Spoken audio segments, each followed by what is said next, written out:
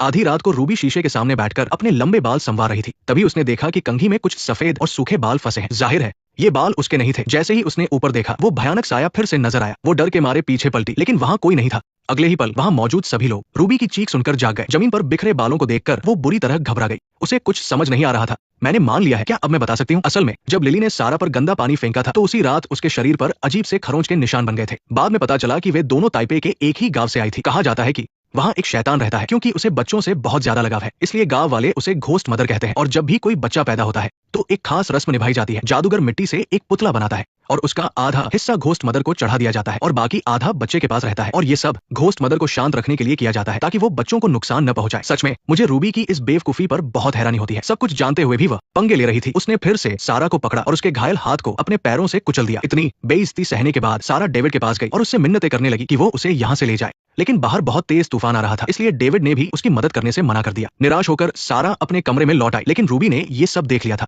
और उसे सारा के खिलाफ शिकायत करने का एक अच्छा मौका मिल गया। प्रिंसिपल ने बिना कुछ पूछे उस कमजोर लड़की को बुरी तरह पीटना शुरू कर दिया। दर्द के मारे सारा खुद को समेटकर रोने लगी। इस नाइंसाफी ने सारा के अंदर नफरत की आग भड़का दी और अब घोस्ट मदर भी अपना भयानक बदला लेने के लिए आ चुकी थी। रात के वक्त प्रिंसिपल रोज की तरह हॉस्टल का चक्कर लगा रही थी। अचानक लालटेन बुझ गई और अंधेरे में एक डरावना सा साया नजर आने लगा। वह अपने दुबले और खौफनाक शरीर को घसीटते हुए प्रिंसिपल की तरफ बढ़ रही थी। ये खौफनाक नजारा देखकर प्रिंसिपल वहां से भागना चाहती थी, लेकिन अचानक दरवाजा खुल गया और फिर जमीन पर अपने आप खून से सने पैरों के निशान बनने लगे। प्रिंसिपल की चीख सुनकर सब जाग गए और जब उन्होंने उसे देखा तो उनकी सांस में सांस आई, लेकिन उसकी गर्दन पर नाखूनों के गहरे निशान छपे हुए थे। घोस्ट मदर का सच जानने के लिए उन लड़कियों ने सारा का सामान खंगालना शुरू किया, लेकिन उन्हें जो मिला उसे देखकर उनके होश उड़ गए। ये सब उस कहानी से बिल्कुल अलग था। ये मिट्टी की मूर्ति कोई आधा पुतला नहीं बल्कि पूरा पुतला था। अब फ्लैशबैक में देखते हैं। कुछ साल पहले सारा जब छोटी थी तो उसने खेल खेल में उस फेंके हुए मिट्टी के पुतले को उठा लिया था और उसे जोड़कर एक पूरा पुतला बना दिया था। एक डरावने साए को देखकर वो जंगल में और अंदर चली गई, लेकिन बदकिस्मती से वहां उसे दो किडनैपर मिल गए। और जब गांव वाले वहां पहुंचे तो उन्होंने देखा कि सारा सुरक्षित थी और उन किडनैपर्स की लाशों के बीचों बीच बैठी थी। लेकिन रूबी इन सब भूतों प्रेतों पर यकीन नहीं करती थी। उसे किसी मिट्टी के पुतले से कोई फर्क नहीं पड़ता था। उसने अपनी सहेलियों के साथ मिलकर सारा को